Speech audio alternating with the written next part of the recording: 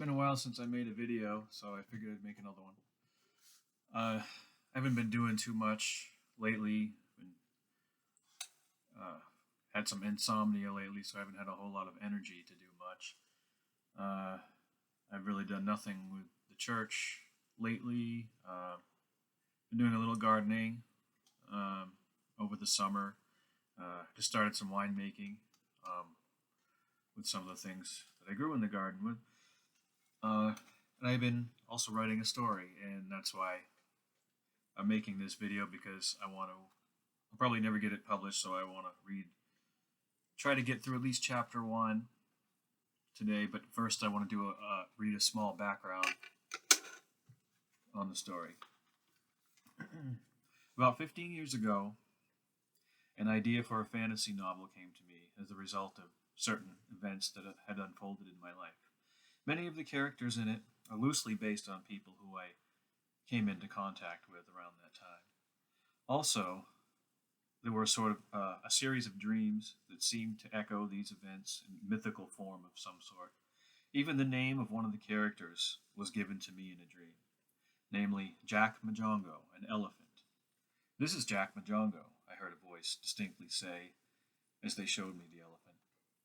The name given to the story was Walls of Destiny, and it seemed to best capture the main character's struggle with the concept of fate and free will in his life.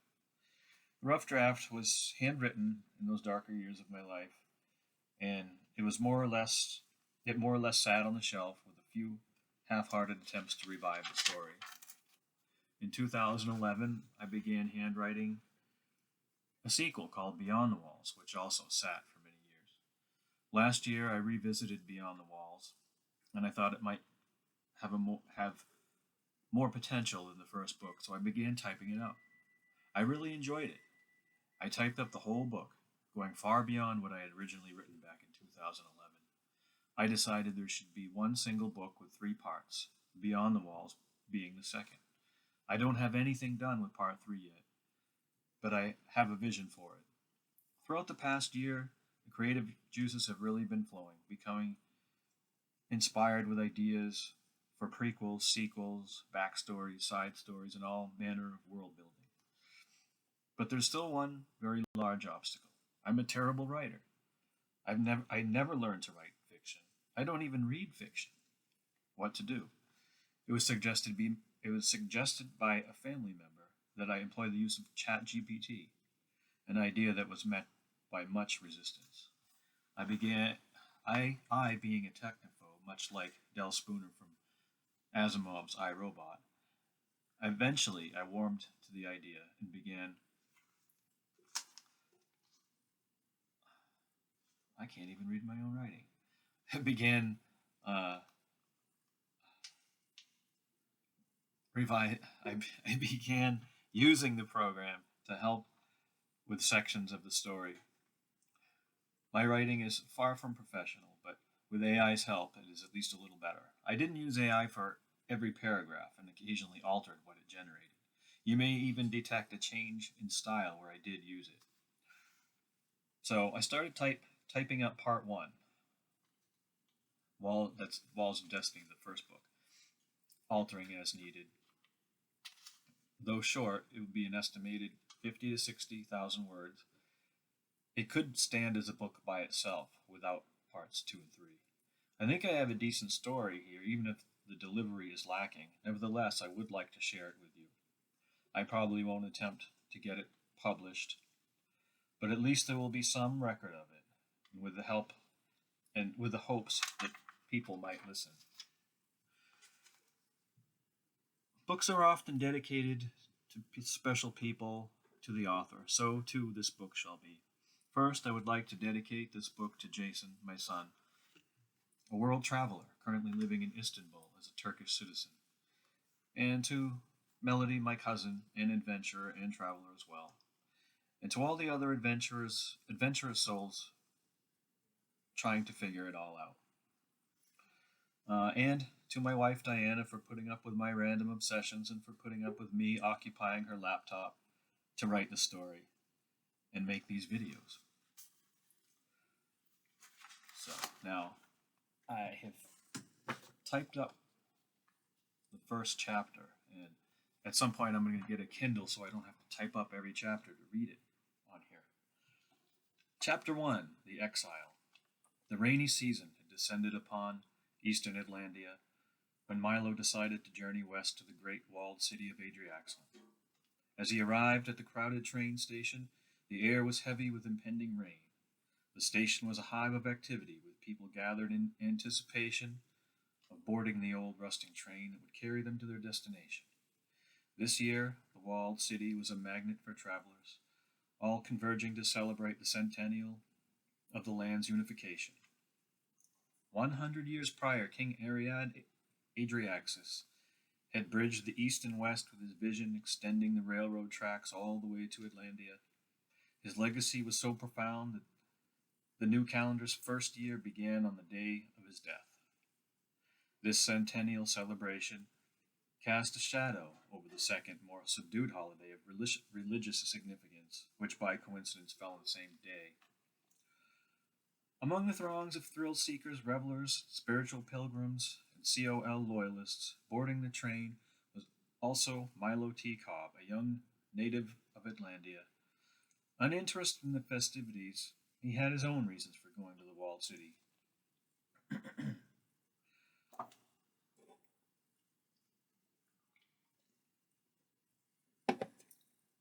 Milo lifted his worn straw hat, revealing his light brown hair, and scratched the back of his head as he wove through the crowd.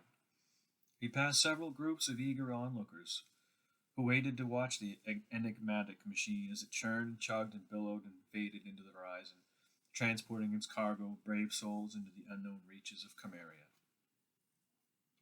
As he maneuvered past the many faces, he turned his head in a futile attempt to avoid recognition.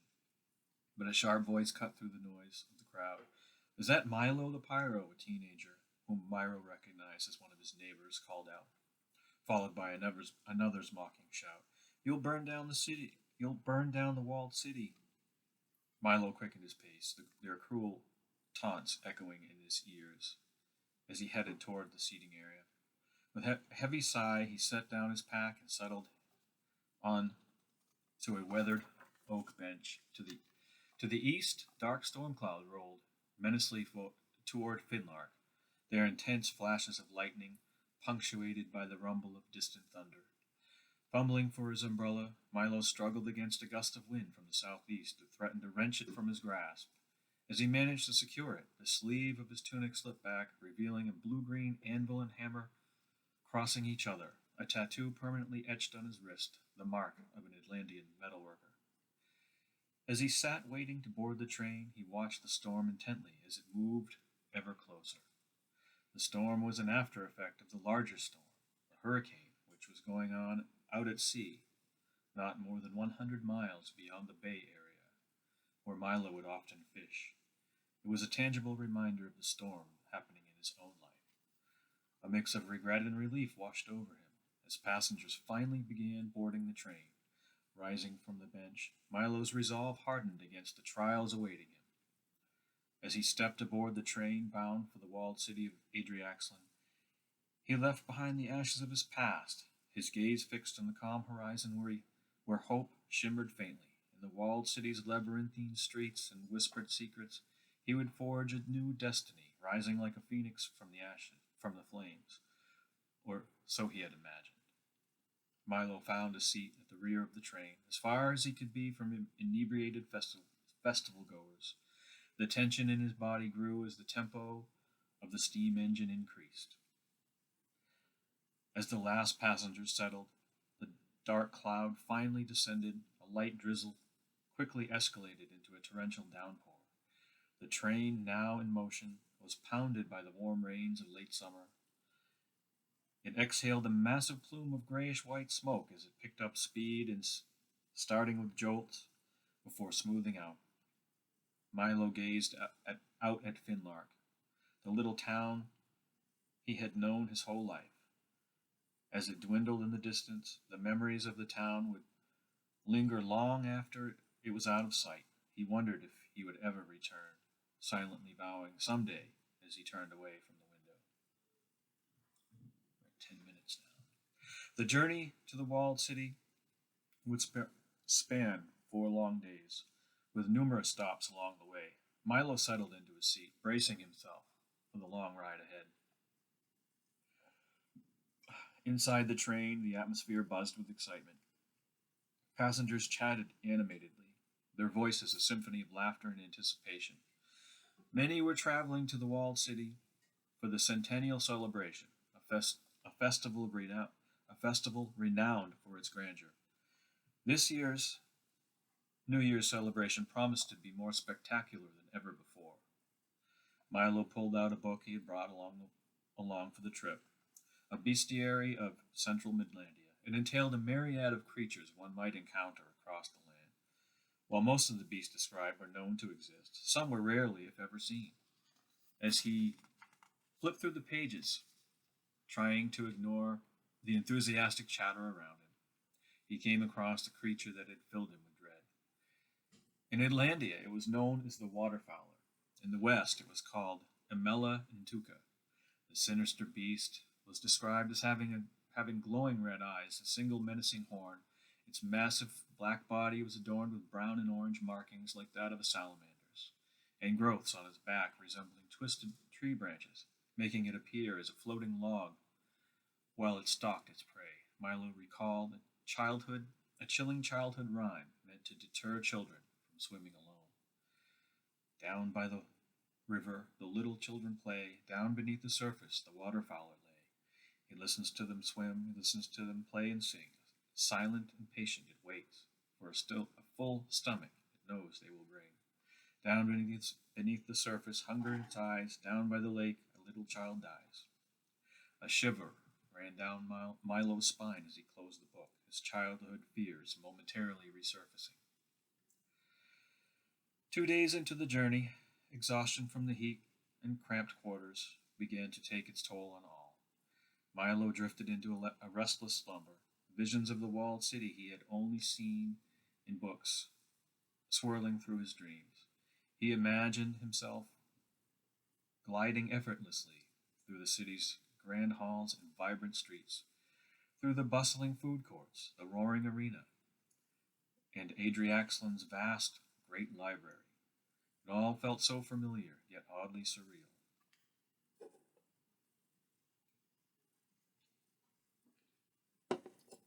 Abruptly, his dreamscape shifted. Milo found himself in the train engineer's seat, confusion clouding his mind.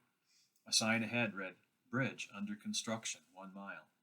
Panic surged as he searched for the brake lever, but his arms were paralyzed, refusing to move. Brake lever, where is it? He muttered frantically, trying both arms in vain. Another sign appeared, "Bridge under construction, half-mile." Sweat beaded on his forehead as the enormity of the situation sank in. The Norn have abandoned me, he thought desperately. How could they leave me here? He called out, mentally to Verdandi, the god of the god of the present, pleading for help. The voices behind him grew frantic. Pull the brake! Pull the brake! Yet Milo remained powerless. His mind raced with fear. All these people will die because of me. In his panic, he thought, maybe I'm too far from home for the Norn to reach me. The bridge loomed closer, the screams of the passengers growing louder. Then a powerful voice boomed, "Stop!" The command echoed, following by laughter from behind the seat behind him. Milo jolted awake. Disoriented and drenched in sweat, he took a deep, calming breath, finally realizing he had been dreaming. Last stop before Central Midlandia, announced the driver in a nasally tone, pulling Milo back into reality. The rusty metal wheels of the train screeched and groaned as the lumbering machine came to a slow stop. Milo adjusted his shirt, which clung to his skin from the sweat of the dream he had just had. The meaning of the dream weighed on him as passengers began to stand and exit the train. He recalled an old saying, always a Norn except from darkness to morn. It suggested that the Norn controlled humanity like puppets, puppet masters by day, but at night, in dreams, they too rested. Some believed that dreams revealed a truer self, and that their message should be heeded. Milo was convinced that his dream had held a message, and it would linger in his thoughts for some time. And we're not quite through chapter 1, but it's been 15 minutes, and it takes so long to upload these videos that I will post the rest of the reading of this video at another time. Thank you.